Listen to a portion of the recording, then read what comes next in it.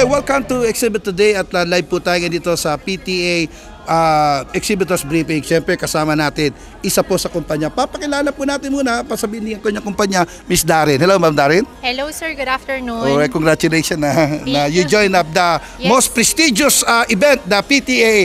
Ano masasabi mo at anong company kayo? I'm Darren po from Solina Beach and Nature Resort. Actually, this is our 5th ikalima na. Travel Tour Expo po. At siyempre, ano ba yung bibigyan yung offer? Ako, siyempre, excited siya na pumunta sa booth mo. Ano mo na number ng booth mo? Our booth number 97 po. 97 po. Punta ko kaya. Imbitahan mo sila.